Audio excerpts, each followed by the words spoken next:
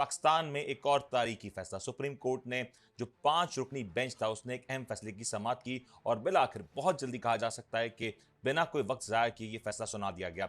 इस जो बेंच में जो लोग शामिल थे, जो मौजूद जजेस साहिबान शामिल थे, उनमें जनाब जस्टिस उमर अता बंदियाल साहब जो कि चीफ जस्टिस पाकिस्तान है, साथ में ज्वाइन कर रहे थे जस्टिस सईद मंसूर अली शाह साहब, जस्टिस मुनीब अख्तर साहब, जस्टिस जमाल खान मंदुखेली साहब और जस्टिस मोहम्मद अली मुजाहिर साहब। ये फैसला इन 5 जजेस के हवाले से आया और 5 जजेस में से 2 जजेस ने इख्तलाफी नोट दिया, जिनमें सैयद मंसूर अली शाह साहब और जस्टिस जमाल खान मंदुखेली साहब ने जो इख्तलाफी नोट दिया वो आज के फैसले के हवाले से था।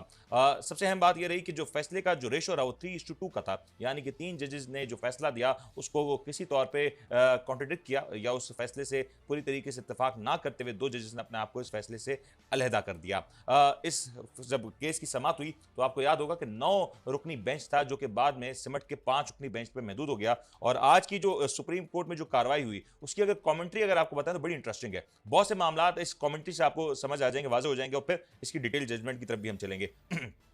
सुप्रीम कोर्ट में जो पंजाब और खैबर पख्तूनख्वा में 90 दिन के हवाले से इंतखाबात कराने का जो फैसला था वो बाकायदा सुना दिया गया और सुप्रीम कोर्ट का क्लियर इंस्ट्रक्शन है कि 90 दिन में इन दोनों सूबाई असम्बलियों में इंतखाबात कराने होंगे। पार्लिमानी जमहूरियत में इंतखाबात अहम अंसर हैं, सुप्रीम कोर्ट का यह भी कहना था। केपी पंजाब अस्कुत नोटिस में सुप्रीम कोर्ट का यह अहम फैसला इस एतबार से भी था कि 90 दिन में आईनी मुद्दत जो है उसमें इंतखाबात कराने का फैसला ना सिर्फ हुआ बल्कि chief justice Umar Ata Bandial, justice Munib Akhtar, justice Mohammad Ali मुजाहिर साहब ने इंतखाबात कराने का हुक्म भी दिया। और जो फैसला आया इसमें यकीनी तौर पर यह भी कहा जा सकता है कि मखसूस मुद्दत में इलेक्शन ना हो सके तो आर्टिकल 254 लागू होता है। सुप्रीम कोर्ट ने मजीद ये भी कहा कि केपी में इलेक्शन की तारीख देना गवर्नर की जिम्मेदारी होगी। अगर गवर्नर असेंबली तहलील करे तो तारीख का ऐलान खुद भी कर गवर्नर तारीख का ऐलान खुद भी कर सकता है। सदर मुमलिकत ने इंतखाबात 9 अप्रैल को कराने का ऐलान किया था, जबकि जस्टिस मंसूर अली शाह और जस्टिस जमाल मंदुखेली ने फैसले में इख्तलाफी नोट दर्ज किया। इलेक्शन कमीशन ने अपना किरदार अदा नहीं किया, यह भी कहना था सुप्रीम कोर्ट का। बड़े सारे सवाल थे इलेक्शन कमीशन के किरदार के हवाले से, जो रोल था वो किस अंदाज से बेहतर हो सकता था। सुप्रीम कोर्ट ने आज इसको भी वाजे कर दिया। हालात का जायजा लेकर इलेक्शन कमीशन सदर को तारीख तजवीज करे, सुप्रीम कोर्ट ने वाज़ेह तौर पर यह भी बयान कर दिया। सुप्रीम कोर्ट आला अदालत है, इन मामलात में मुदाखलत नहीं करनी चाहिए।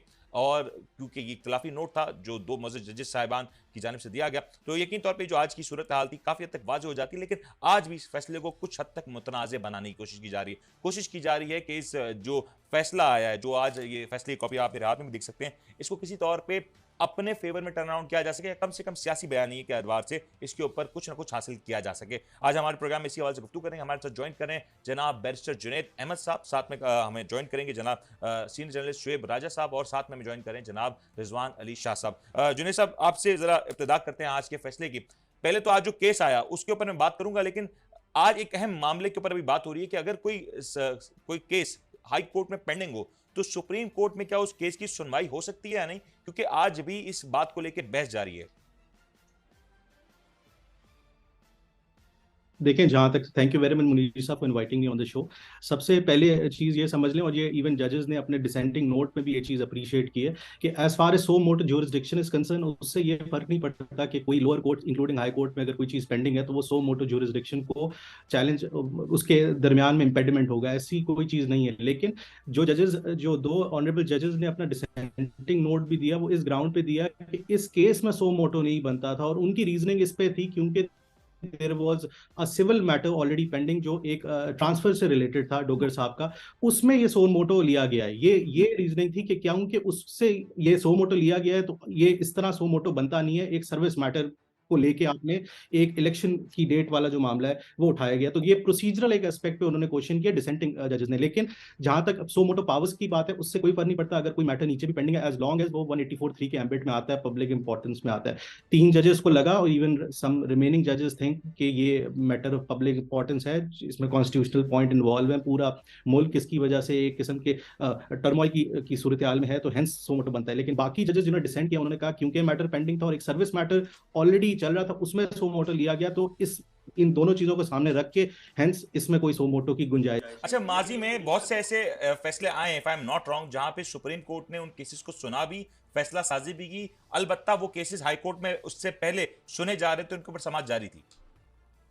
जी बिल्कुल, और इस तरह के काफी प्रॉपर्टी मैटर्स भी थे जो आपके शो में पहले डिस्कस हुए, जिसमें बहुत दफा लोगों ने नीचे इंक्रोचमेंट के केसेस में स्टे लिया हुआ था, पेंडिंग थे हाई कोर्ट में, ट्राइब्यूनल में, वो सुप्रीम कोर्ट ने अपने सो मोटो केसेस में उनको डिसाइड कर लिया और वो सुप्रीम कोर्ट क्या पावर इसलिए सुप्रीम है क्योंकि ये एक एक जगह से आपके ताकि उसका फैसला माना जाए। ये 4-5 जगहों पे पेंडिंग बना हुआ था। लाहौर हाई कोर्ट में फिर इंट्रा कोर्ट अपील पेंडिंग थी, फिर पेशावर हाई कोर्ट में केस पेंडिंग था। तो कोर्ट ने जो मेजोरिटी में ये चीज ऑब्जर्व की है, which is I think very fine and very correct, क्योंकि टाइम लिमिट बड़ी कम रह गई थी और 90 डेज का टाइम निकलता जा रहा था। और जिस तरह हाई कोर्ट के लेवल के बस का ये केस था ही नहीं, हाई कोर्ट ये फैसला कर ही नहीं सकता था जिस तरह की इसमें कॉन्स्टिट्यूशनल पॉइंट और जिस लेवल की इन्वॉल्वमेंट इन्वॉल्व थी, उन पे भी काफी प्रेशर था। तो ये आई थिंक सो मोटो जो लेना था दैट वाज परफेक्टली फाइन, बिल्कुल लिया जा सकता। जुनेद साहब, अगर मैं इस अभी तक जो सूरत हाल है, अगर आज की पोजीशन की बात करें, मैं अतार तारड़ साहब को सुन रहा था, गालिबन तासुर ये दिया जा रहा है कि अभी भी इस हवाले से हाई कोर्ट से कोई फैसला आ सकता है और वो फैसला मुकद्दम होगा, शायद ये ऐसा भी तासुर है क्या?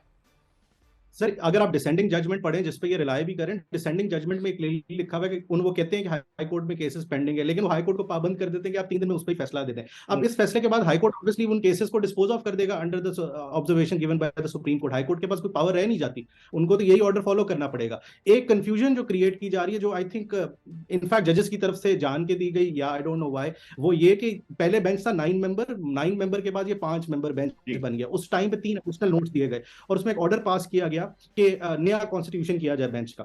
अब जब ये ऑर्डर पास हुआ, इसमें ये 5 मेंबर बेंच था और ये 3-2 का आया। जो डिसेंडिंग नोट था उसके सेकंड पैराग्राफ में उन्होंने कह दिया कि जस्टिस ऑनरेबल जस्टिस अतर मिर्ला एंड ऑनरेबल जस्टिस याहिया साहब का जो नोट है वो पार्ट ऑफ द रिकॉर्ड है और उसको हम कंकर करते हैं। उसको ये तासुर जो आप कह रहे हैं वो दिया जा रहा है कि हाँ जी ये असल में 3-2 नहीं है बल्कि ये 4-3 की जजमेंट है, which is technically not correct. लेकिन ये कह सकते हैं कि बाकी जजेस ने अपना माइंड एक्सप्रेस कर दिया था, लेकिन उसका इस जजमेंट या इस बेंच से कोई ताल्लुक नहीं है। And it will not effect the judgment at all, ये भी बात क्लियर है। जी जी ठीक हो गया। शुएब साहब, ये जो इस वक्त जो मामला है, जुनेद साहब ने बड़े आसान अल्फाज में इसको एक्सप्लेन भी कर दिया। आज ये जो फैसला हुआ, पहले मैं आपसे यही पूछना चाहूंगा कि इस वक्त अता तारड़ साहब और मुस्लिम लीग नून की जो जितनी भी क़यादत है वो यही कह रही है कि फैसला दरअसल उनके हक में है, और आज भी यही कहा जा रहा है कि जो दीगर जो 2 जजेस साहिबान जो इस वक्त बेंच का हिस्सा नहीं है, उनकी भी यही राय थी और उन्हीं की राय को आज मुकद्दम समझा जा रहा है। हालांकि इस बेंच की तश्कील के हवाले से इससे पहले तक 2 दिन पहले तक नून लीग का क्या नुक्ता नजर था वो आप बखूबी जानते हैं। बिस्मिल्लाहिर्रहमानिर्रहीम। Thank you very much Memon साहब। देखें, गुजारिश ये है कि जो तारड़ साहब कह रहे हैं ठीक फरमा रहे हैं। ये फैसला जो है ये पूरे पाकिस्तान के में है यार। इलेक्शन जो है वो 90 डेज में होने चाहिए, करवाएं इलेक्शन, बात खत्म करें। सर वो तो आप ख्वाहिश की बात कर रहे हैं ना, मुमकिनात की तो बात नहीं हो पा रही ना इस वक्त। अभी तो आज भी इंतजार किया जा रहा है कि 2 या 3 दिन बाद हाईकोर्ट से अगर कोई फैसला आ जाता है तो शायद उसको मजीद डिले किया जा सके। नहीं नहीं नहीं, ये पॉसिबल नहीं है। देखिए, हाई कोर्ट के पास कोई ऐसी अथॉरिटी है ही नहीं कि वो सुप्रीम कोर्ट के फैसले को सेटिस्फाई कर सके। Supreme court is a superior court, उसका जो फैसला है उसको हाई कोर्ट किस अथॉरिटी से करेगा? सुप्रीम कोर्ट जो है वो हाई कोर्ट के फैसले को तो सेटिस्फाई कर सकती है। हाई कोर्ट के पास ऐसी कोई अथॉरिटी नहीं है भाई। लेकिन क्या हाई कोर्ट अपनी जजमेंट के दौरान कैसे कोई रिमार्क्स दे सकती है? शुएब साहब, क्या हाई कोर्ट अपनी जजमेंट के दौरान ऐसी कोई रिमार्क्स दे सकती है जिससे सियासी तौर पे कुछ हद तक इस वक्त एज हासिल कर सके, आप फायदा निकाला जा सके नून लीग की जानिब से? देखिए, नून लीग को अब सियासी फायदे क्या होने हैं, ये तो सारी फजूल बातें हैं, इस पे क्या बहस की जाए। बाकी हाई कोर्ट जो है वो कुछ भी कर ले, वो सुप्रीम कोर्ट के अगेंस्ट नहीं जा सकती। बड़ा क्लियर सी बात है। इसके बाद अगली कोई बात है तो बिल्कुल मैं आता हूं। शाह साहब, मैं चाहूंगा इसके ऊपर आप भी जरा कमेंट कर दें, क्योंकि खसियानी दिल्ली खबर नोचे वाली बात है और कोई बात नहीं। सही हो गया। शाह साहब, मैं चाहूंगा इसके ऊपर आप भी जरा कमेंट करते, क्योंकि इस वक्त तमाम तर लीगी क़यादत, खास तौर पे मैं पीपल्स पार्टी को इसमें तकरीबन रूल आउट कर सकता हूं, क्योंकि पीपल्स पार्टी की जानिब से अभी भी ऐसा कोई मामला सामने नहीं आया। बल्कि आज भी मैं सुन रहा था पीपल्स पार्टी के अक्सर सीनियर रहनुमा ये कह रहे हैं कि हम 90 दिन की आईनी मुद्दत में इलेक्शन कराने को तैयार हैं। इनफैक्ट गवर्नर केपीके ने भी बड़ा कैटेगोरिकली कहा कि वो 90 दिन के अंदर ही इलेक्शन कराने के कायल हैं, और तरीकेकार के हवाले से उन्होंने बिल्कुल सवाल उठाए, जो मेरे ख्याल से आज जवाब भी मिल गया। लेकिन आज अगर नून लीग की बात करूं, नून लीग आज भी इस फैसले को दूसरी नजर से देख रही है, इसकी इंटरप्रिटेशन दूसरे अंदाज से की जा रही है। क्या ये किसी तौर पे नून लीग को इससे एक वे आउट दे देगा कि इलेक्शंस में मजीद ताकीद की जाए, और अगर इसके बावजूद होती है तो फिर क्या होगा? जी अस्सलाम वालेकुम। बिस्मिल्लाहिर्रहमानिर्रहीम। बात ये है सर कि बात का आगाज ही इस तरीके से करते हैं कि जला है जहां घर वहां दिल भी जल गया होगा। तो ये जो पीडीएम है और ये जो तमाम इत्तेहादी जमातें हैं जो इस वक्त पाकिस्तान पर हुकूमत कर रही हैं, और वो मेरा ख्याल है कि शायद वो बहुत मायूसी का शिकार हैं। ये एक उनकी रिवायत है कि हमेशा सुप्रीम कोर्ट के फैसलों के ऊपर शुरू में वो मिठाई खाते हैं और बाद में वो थूकते हैं। तो ये उनका एक तरीकाकार है मुनीर साहब, और मेरे ख्याल से सुप्रीम कोर्ट ने बिल्कुल वाजे कर दिया है, और पंजाब का उन्होंने वाजे कर दिया है कि सदर पाकिस्तान ने जो डेट दी है उस हिसाब से सदर पाकिस्तान से जाकर आप मुशावरत करें, और गवर्नर खैबर पख्तूनख्वा को हिदायत कर दी है कि आप इलेक्शन की अनाउंसमेंट करें। तो अब इसमें तो कोई उभाम नहीं है। अब आप तलाश करते रहें राख के अंदर के वो मतलब की क्या चीज बची है, तो मतलब का कुछ भी नहीं बचा, सब राख कर दिया सुप्रीम कोर्ट ने आज। सही हो गया, ये बड़ा वैलिड पॉइंट आपके आ गया। लेकिन जुनैद साहब, एक चीज मैं चाहूंगा इसके ऊपर भी जरा बताएं, आज की जो जजमेंट है, ये हमेशा तो हर जजमेंट जो आती है सुप्रीम कोर्ट की, उसका एक वेट होता है, वो जिंदगी भर उसका रेफरेंस कोट किए जाते हैं। आज ये बहस हमेशा के लिए खत्म हो गई, दम तोड़ दिया कि 90 दिन की जो आईनी मुद्दत है उसके बाहर इलेक्शंस हो सकते हैं, नहीं हो सकते। ये तो क्लियर है कि आप अब चाहे इकामात कहीं से भी आए, 90 दिन की आईनी मुद्दत में इलेक्शंस भी कराने होंगे, और तमाम तर जो स्टेट मशीनरी है उसको ये मेक श्योर करना होगा कि इलेक्शंस हो जाएं। देखें, जहां तक 90 डेज की बात है उस पर तो मुनीर साहब, कॉन्स्टिट्यूशन बहुत पहले से क्लियर है। जब से हमारा कॉन्स्टिट्यूशन आया है उस टाइम से आर्टिकल 224 बड़ा क्लियर है कि 60 डेज में इलेक्शन होंगे। अगर टर्म खत्म हो जाता है और टर्म से पहले खत्म होती है तो 90 डेज होंगे, तो वो इबाम कभी था नहीं। आई थिंक इस जजमेंट से एक चीज क्लियर हुई है जो एज अ मैं लीगल पॉइंट ऑफ व्यू से थोड़ी बहुत, इस पे आई थिंक उन्होंने सो मोटो में भी थोड़ी डिस्कशन की है, और वो ये कि फॉर एग्जांपल अगर असेंबली पहले डिसॉल्व हो जाए तो डेट देने का, और यही लीगल क्वेश्चन था, वो डेट कौन देगा, किसके पास अथॉरिटी या रिस्पॉन्सिबिलिटी किस पे लाई करती है जो ये इलेक्शन, जनरल इलेक्शन की डेट देगा। तो इसमें ये क्लियर हो गया कि जहां पे गवर्नर जो है वो डिसॉल्व करता है असेंबली, जैसे कि केपीके में हुआ है, तो वहां पे डेट देने का इख्तियार गवर्नर के पास है। This is as per the judgment, this is the new development I can tell. और इस पे ये भी कहा गया कि जो गवर्नर है केपीके वो अपनी कॉन्स्टिट्यूशनल रिस्पॉन्सिबिलिटी ब्रीच कर रहा है, उसको देनी चाहिए थी डेट। और जहां तक प्रेसिडेंट का जो ऑर्डर था, जो दोनों असेंबलीज पे उसने दिया था, केपीके पे भी पंजाब पे भी, तो प्रेसिडेंट का सिर्फ ऑर्डर पंजाब तक लीगल है, केपीके पे इलीगल है, उसकी डेट गवर्नर साहब दें। और इसी तरह अगर वो डिसॉल्व जो है वो गवर्नर नहीं करता जैसे पंजाब में हुई, तो उसमें डेट देने का इख्तियार किसका है? उसमें डेट देने का इख्तियार प्रेसिडेंट एक्सरसाइज कर सकता है इलेक्शन एक्ट के तहत और अंडर द प्रोविजन, तो वो ठीक है। तो ये चीज यहां तक बहस, दिस इज रियली गुड कि यहां तक इस चीज पे क्लैरिटी आ गई। लेकिन जहां तक आपने वेट की बात की, तो ये याद रखें कि जजमेंट 3-2 की है, इसमें डिसेंटिंग नोट भी है, लेकिन जजमेंट की एक अपनी वैल्यू है। और आई थिंक जो लीगल रीजनिंग दी गई है वो बड़ी एक रीजनेबल है, और ये कोई इतना बड़ा लीगल लकूना नहीं था। ये तो पॉलिटिकल पार्टीज ने इसको बहुत ड्रैग किया, वरना कॉन्स्टिट्यूशन में 90 डेज तो बहुत टाइम से क्लियर है, उस पर कभी कोई इबाम लेकिन जुनैद साहब, आपने ये जो सदर पाकिस्तान वाला जो आपने बात कही है कि सदर पाकिस्तान के पास इख्तियार है कि पंजाब में डेट मुशावरत के साथ अनाउंस करें, नून लीग का आज भी इस हवाले से एक मुख्तलिफ नुक्ता नजर है। वो आज भी कह रहे हैं कि सदर पाकिस्तान की जानिब से जो काम किया गया वो दरअसल आइन की खिलाफ वर्जी है। क्या वो सदर की जानिब से आइन की खिलाफ वर्जी थी, या एक सियासी टैक्टिक कह सकते हैं उसको?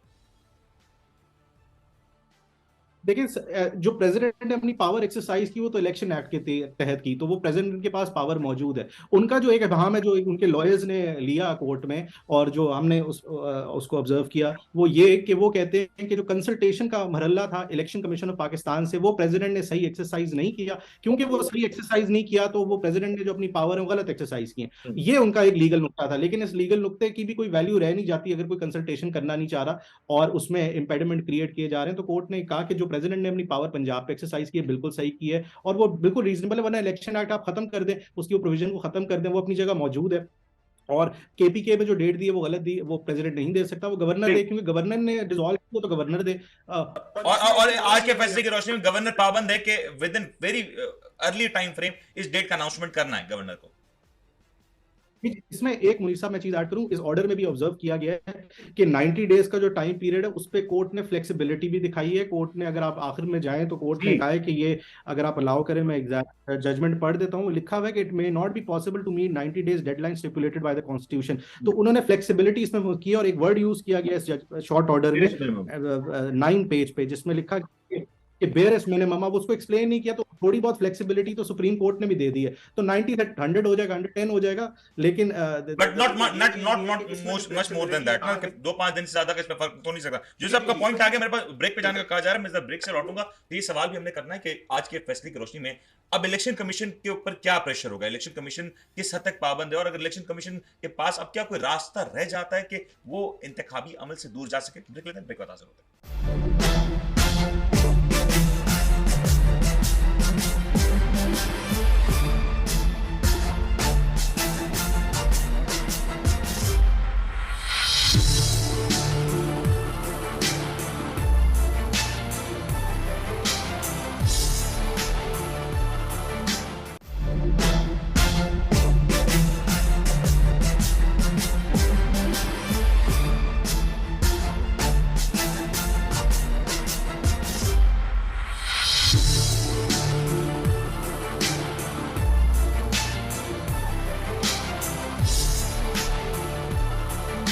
प्रोग्राम में आपके बार से खुशामदीद कहते हैं, तस्करा करते हैं कि जो आज के जो फैसला है सुप्रीम कोर्ट की जानिब से, इसको लेके काफी हद तक इबाहम तो क्लियर हो गया, लेकिन सवाल आज भी है कि इस फैसले के बाद भी क्या इन 2 सूबों में इलेक्शंस होंगे या नहीं। ये बड़ी एक अजीब सी बात है कि पाकिस्तान एक जमहूरी मुल्क है और यहाँ पे एक आइन है, उसके बावजूद इस तरह के फैसले के बाद भी अगर ये सवाल उठाया जाए कि इसके ऊपर अमल दरामद होगा या नहीं, ये एक बड़ा सवाल है।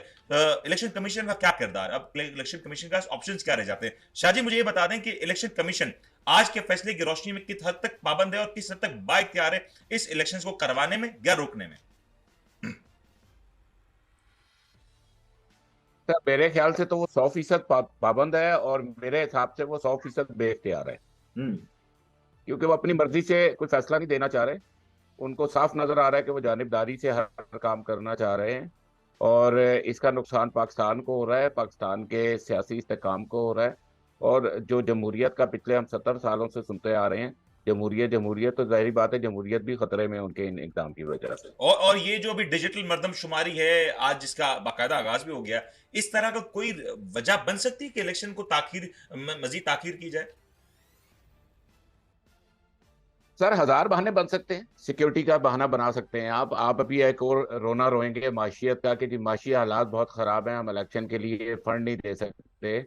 आप कह सकते हैं कि अभी, लेकिन ये मेरे ख्याल से शाहजी माजरत है, एक सेकंड, ये शाहजी आपने कहा फंड्स का, अभी यही हुकूमत डिजिटल मर्दमशुमारी के लिए 35 अरब रुपए देने के लिए तैयार है, लेकिन इस इलेक्शन के लिए 30 अरब रुपए देने के लिए तैयार नहीं है। ये तो फिर इसके मेरे ख्याल से आउट ऑफ द क्वेश्चन हो जाता है मामला।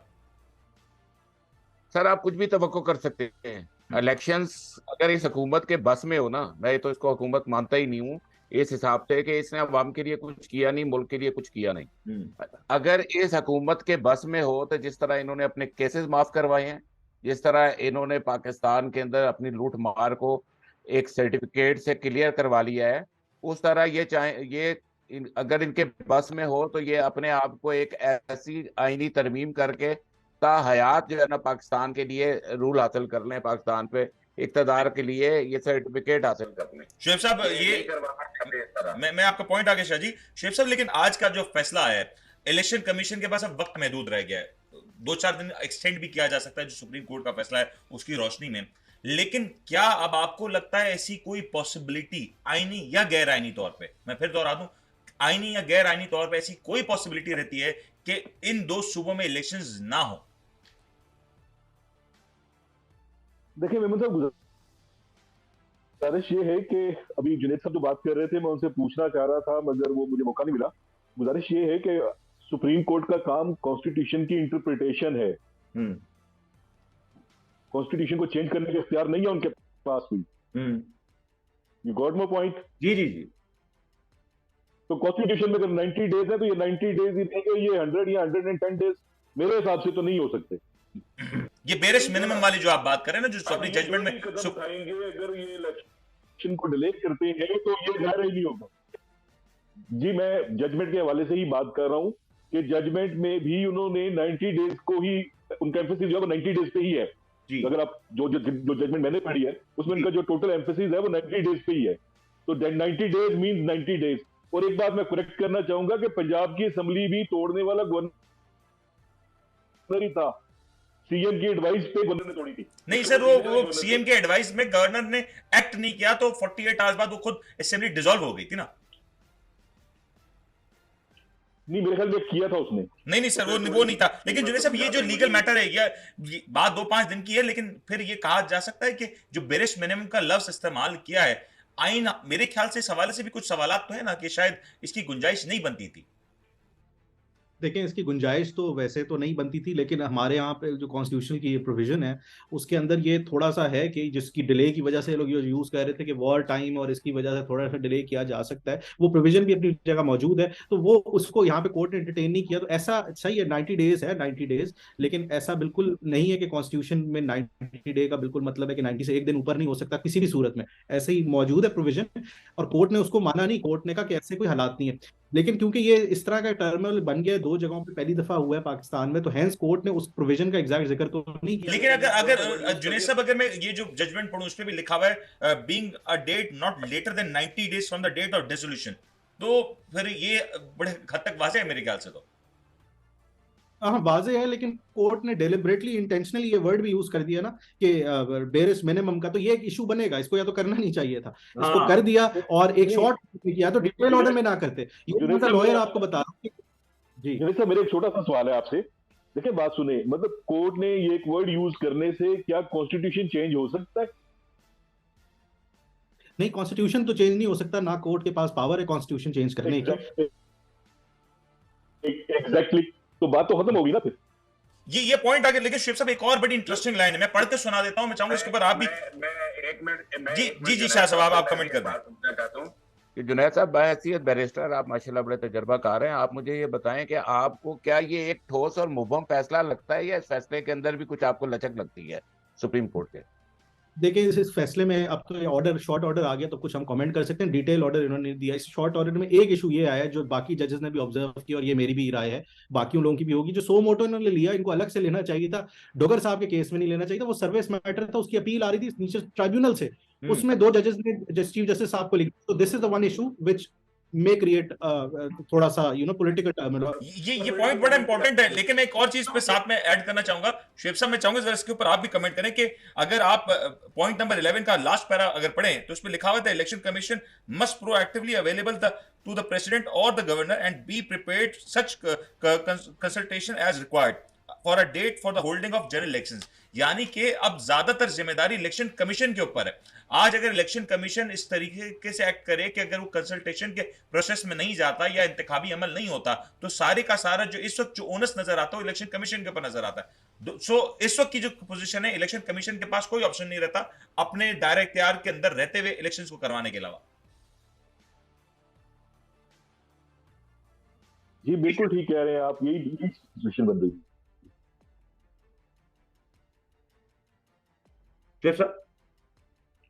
जी जी, इलेक्शन कमीशन के पास और कोई, उसके पास कोई मतलब ये कि कोई उसके पास अथॉरिटी है नहीं है उसको।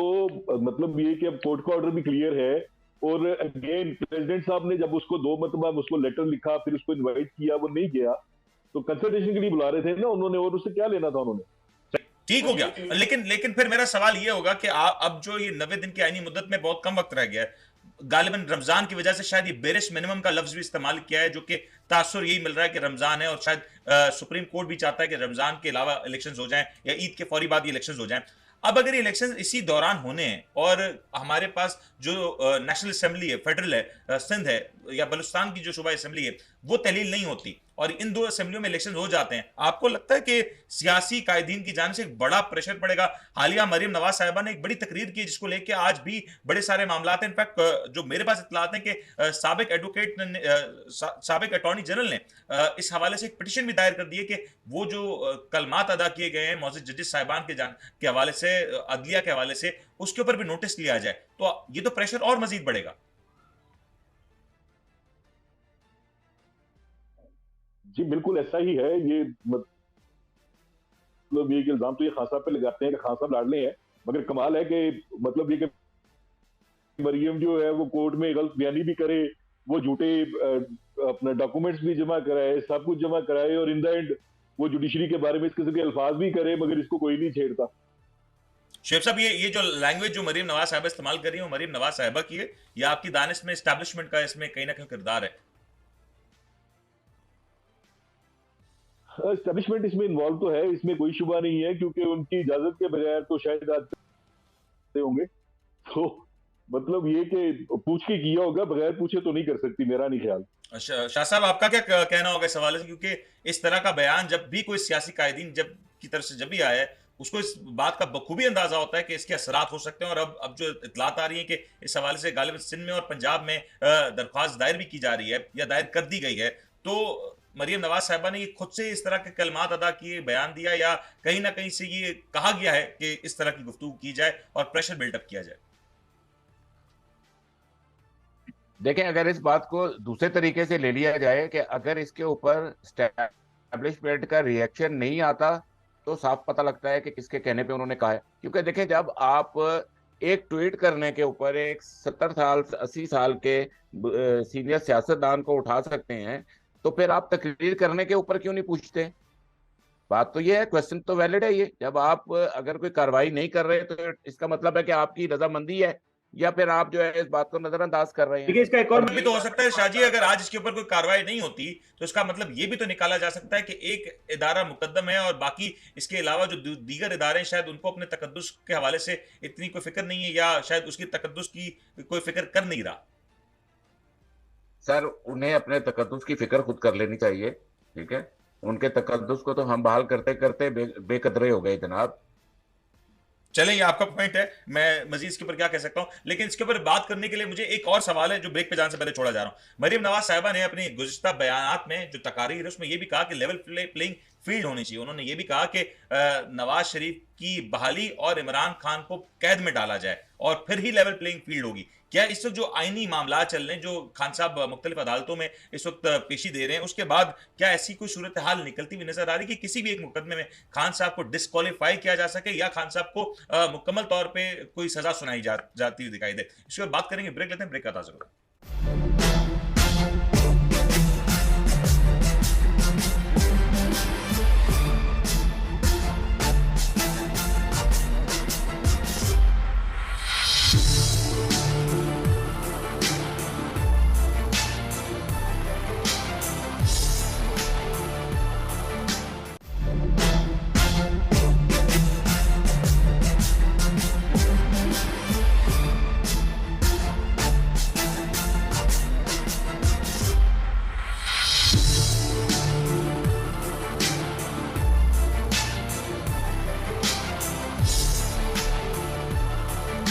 प्रोग्राम में आपको एक बार फिर से खुशामदीद कहते हैं। तस्करा करते हैं कि मरियम नवाज साहिबा ने ये बयान दिया कि लेवल प्लेइंग फील्ड होनी चाहिए। आज जो अदालती फैसला है उसकी रोशनी में ये तो जरूर कहा जा सकता है कि इस फैसले का सबसे बड़ा जो इफेक्ट है वो पाकिस्तान मुस्लिम लीग नून के ऊपर होने जा रहा है। तहरीक इंसाफ कंफर्टेबल नजर आती है इस फैसले की रोशनी में, और पाकिस्तान पीपल्स पार्टी ऑलवेज हमेशा ये जो कहती है कि हम आईनी तौर पर इलेक्शन कराने को आए, लेकिन अब प्रेशर बिल्डिंग की बात हो रही है। ये भी कहा जा रहा है कि मरियम नवाज साहिबा ने जो बयान दिए हैं उसकी रोशनी में आगे क्या होगा। खान साहब के हवाले से जो मुकदमात चल रहे हैं, जो एक मुबैना तौर पे एक बेटी का जो मामला है, औलाद का मामला है, अता साहब उसके हवाले से गुफ्तगू कर रहे थे, तोशा खाना केस है, दीगर जो ATC की कोर्ट के हवाले से मामला हैं, क्या उसमें किसी भी तौर पे खान साहब एक ऐसी पोजीशन में नजर आ रहे हैं या ऐसी कोई सूरत हाल बन सकती है कि खान साहब को सजा सुनाई जा सके या फिर उनको उसको इस हवाले से जेर हिरासत भी किया जा सके? जुनैद साहब क्विकली इसके ऊपर कमेंट करें कि क्या ऐसा कोई मामला बनता है कि इन जो भी मुकदमात, जो 4 मुकदमात इस वक्त जेर समात हैं, उनमें खान साहब को सजा सुनाई जा सके या फिर खान साहब को जेल में भेजा जा सके?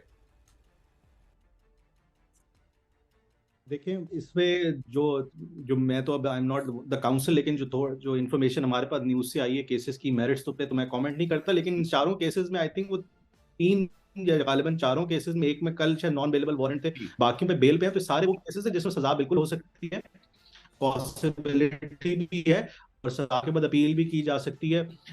तो ये these are very serious cases. आप इससे अंदाजा लगाएं कि कल उन्होंने 2 दफा कोर्ट्स में जाना पड़ा, तो चांसेस तो मौजूद है अपनी जगह, लेकिन अपील के चांसेस भी है क्योंकि ये ट्रायल कोर्ट्स हैं सारे, इनकी कुछ की अपीलें हाई कोर्ट्स में होंगी और इवेंचुअली सुप्रीम कोर्ट में। तो लीगल बैटल जो है इमरान खान साहब की काफी लंबी नजर आ रही है और वो इसमें उलझते जा रहे हैं। उनके जो तोशा खाना वाला केस है वो भी, और इवन प्रोहिबिटेड फंडिंग वाला केस, वो दोनों के जो जजमेंट भी पड़ी थी उसमें भी कुछ ऐसी चीजें थी जो उनके लिए काफी ज्यादा प्रॉब्लमेटिक हो सकती हैं, और सजा तो सारों में अवेलेबल है, वो इसलिए उसमें बेल कराई।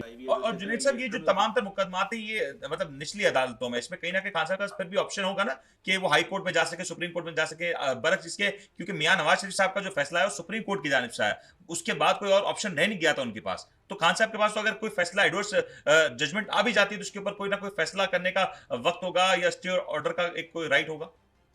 बिल्कुल आप सही कह रहे हैं। वो नवाज शरीफ साहब की तो डायरेक्टली वो सुप्रीम कोर्ट से हुआ, उसके बाद उसमें कुछ ऑप्शन नहीं था, रिव्यू भी खत्म हो गया उनका। ये ट्रायल कोर्ट्स हैं, कोई सेशन कोर्ट में, कोई बैंकिंग कोर्ट में, कोई इवन हाई कोर्ट में, तो कोई अभी भी इनके पास काफी ज्यादा चांसेस अपील के अवेलेबल हैं। और तो इवन अगर नायल होते भी हैं तो बाकी अदालतों में अप्रोच किया जा सकता है। सही है, आपका पॉइंट आ गया जुनैद साहब, ये आपका आपके तरफ से क्लियर हो गया। शेर साहब, ये कोशिश की जा रही है, आज भी अता ताड़ साहब कह रहे थे level playing field, Maryam Nawaz साहब अक्सर अपनी तकारीर में कहती है लेवल प्लेइंग फील्ड, खान साहब को गिरफ्तार किया जाए, खान साहब को गिरफ्तार किया जाए और नवाज शरीफ साहब को बहाल किया जाए। क्या ये दोनों काम आपको होते हुए नजर आ रहे हैं? क्योंकि अब अगर नून लीग को इलेक्शंस में जाना है, जो कि वक्त बहुत कम रह गया, तो ये दोनों काम बहुत जल्दी करने होंगे और शायद इसका इतना वक्त नजर नहीं आ रहा। जी हेलो जी जी शेख साहब, मुझे अब नजर तो गुजारिश ये है कि पाकिस्तान में अब तो कुछ भी हो सकता है यार, जो कुछ इन्होंने कर दिया है इसके बाद कुछ भी हो सकता है। नामुमकिनात में कोई चीज नहीं रही। लेकिन एक बात फैक्ट है, देखिए बात सुने, नवाज शरीफ के अगेंस्ट जो केसेस थे वो करप्शन के केसेस थे और पनामा से रिलेटेड थे। वो पनामा जिसमें दुनिया के दो मतलब ये कि बहुत बड़े क्या कहना चाहिए पॉलिटिशियंस जो थे वो घरों को चले गए। समझ रहे ना बात को। हाँ साहब के ऊपर ऐसा कोई केस नहीं है। ये जो जो तोशा खाना और ये जो है ये सारा कुछ, तोशा खाना का पिछला रिकॉर्ड क्यों नहीं दे रहे, 2000 से आगे का रिकॉर्ड नहीं दे रहे, क्यों? सही बात ये है कि अगर ये उसमें इसको करेंगे तो खुद बचेंगे, पॉसिबल ही नहीं है। सिमिलरली जो जहां तक तल्लक है फॉरेन फंडिंग का, तो फॉरेन फंडिंग में ये बचते हैं, कौन बचता है इनमें से? कोई भी नहीं बचता। खान साहब के तो फिर मामला खासी हद तक क्लियर है, इनके पास तो है ही कुछ नहीं।